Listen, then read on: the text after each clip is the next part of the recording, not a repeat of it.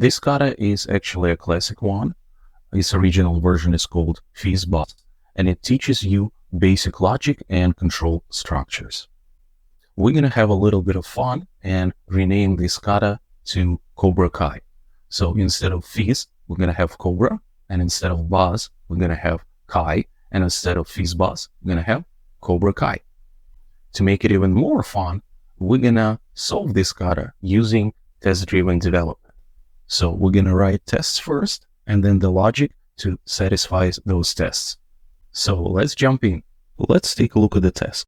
We need to create a function named CobraKai that takes a single parameter, and this parameter is integer, up to which the function will generate the CobraKai sequence. This function should return an array of numbers and or strings based on the following rules. For multiples of 3, I'm going to return Cobra instead of the number. For multiples of 5, I'm going to return Kai instead of the number. For multiples of both 3 and 5, I'm going to return CobraKai instead of the number. And for all other numbers, return the number itself. I am in the VS Code in CobraKai Kata folder, which is empty. Let's initiate a project in it. We'll do npm init-y. Now let's go install dependencies. We will install assert and mocha. npm install assert. Assert library will help us to do assertions, and mocha is a test runner. It will help us to run the tests. Next, let's go ahead and create a couple folders and files. So we'll do mkdir src, and we'll do end touch src CobraKai.js. So this is going to be our function. Next, let's go ahead and create a test for it. So mkdir tests and touch tests CobraKai.test.js. Now let's add some code. First, we're going to go to package.json file, and here where we see scripts, we're going to change them to the mocha script. So our script's going to run test, and then it's going to be mocha tests CobraKai test.js. Now let's go to CobraKai file in src, and we're going to go ahead and put the following.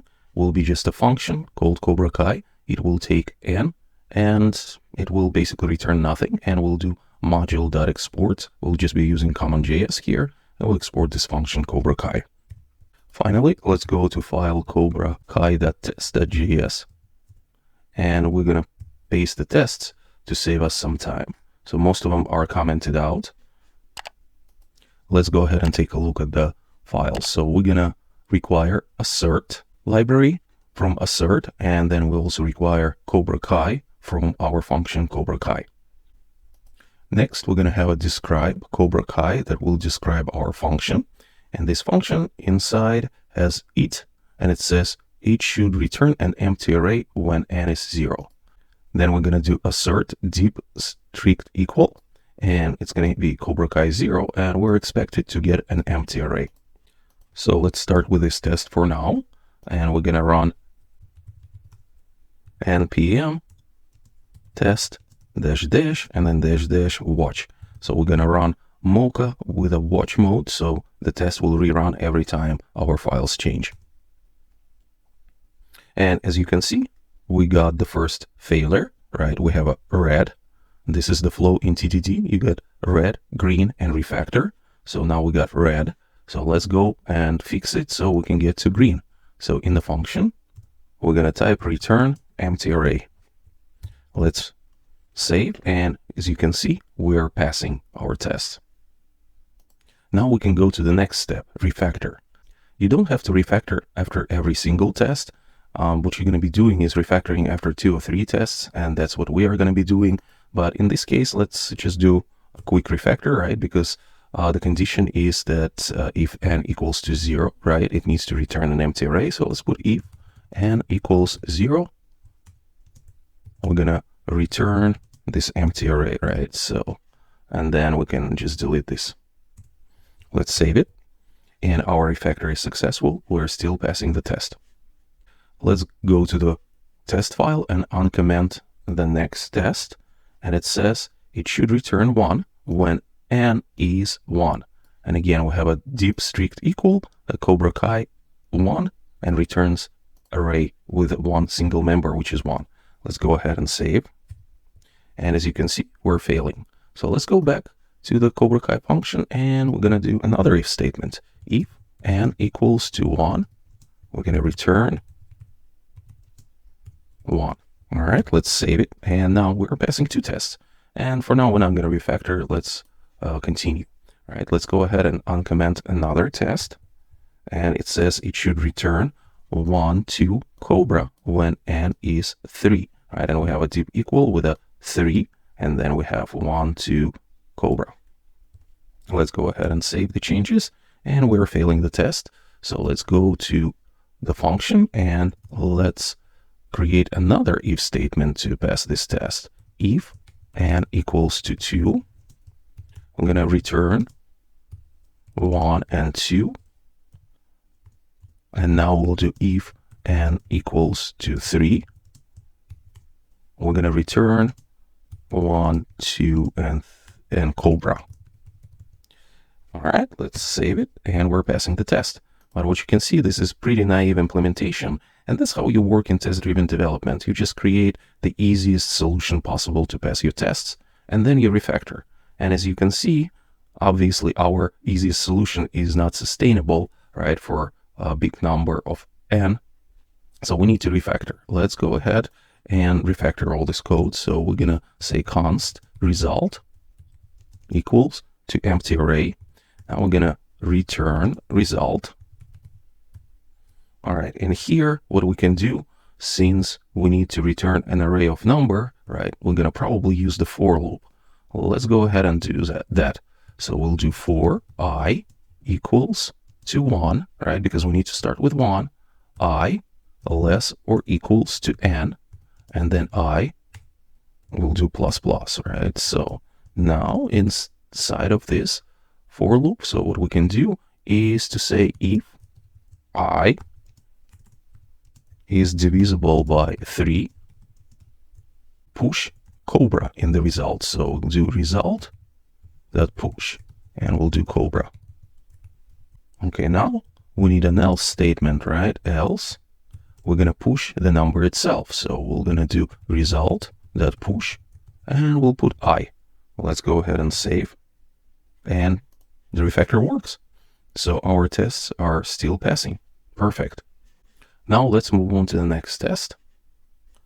We'll uncomment this test, and it says it should return 1 to Cobra for Kai when n is 5, right? So we'll have CobraKai will pass n is 5, and we're gonna return an array 1, 2, Cobra, 4, and Kai. Let's go ahead and save. All right, we got red. So let's go to the function, and what we can do is create another if else statement. So we have a condition of I divisible by 5. So if else, or else if actually, else if I divisible by 5, and then we're going to do result that push Kai. All right, let's save it, and we're passing. All right, perfect. Again, the code looks good. I don't think we need to refactor anything here. Let's go ahead and uncomment another test. Now it's a little bit bigger, right? The number is bigger, and we have a bigger sequence here. So when the number is 10, we're going to return 1 to Cobra. 4, 5 is divisible by 5, we'll return Kai. 6 is divisible by 3, we return Cobra. 7, 8, 9 is divisible by 3, Cobra.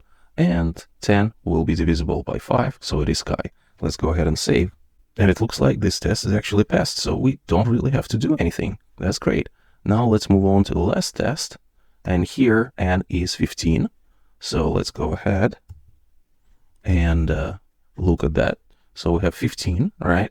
The same thing when we get to 10, right? We have Kai. But then when we get to 11, 12 is divisible by 3, Cobra.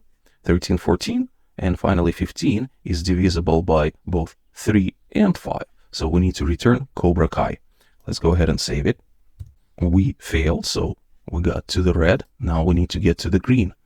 Okay, so we can create another else if statement. So we'll do else if I is divisible by 3 and I is divisible by 5.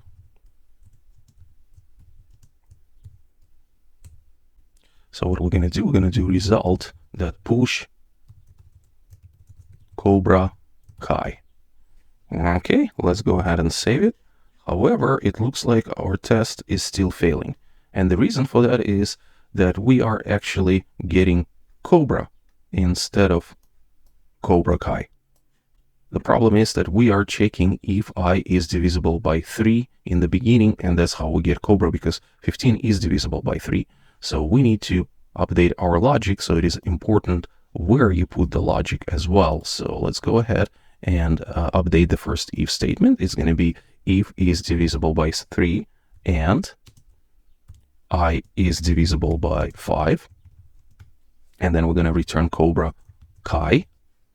And in here, the last if else, or else if, we're going to go ahead and delete I is divisible by 5. And then we're going to also return Cobra instead of CobraKai, or rather push Cobra instead of CobraKai. Let's go ahead and save. And let's see what happened. And looks like we're passing our tests. That's great. So we completed the kata. And again, in terms of red-green refactor, right, you may want to check when you write all the tests for your functions, or the test that you think you need to write, right? You may want to think whether you want to refactor a little bit more, right? Like in my case, maybe I don't like the else if statements, right? Let's go ahead and get rid of them.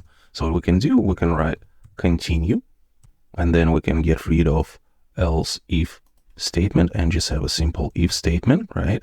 So right here, I will also put continue. Again, remove else.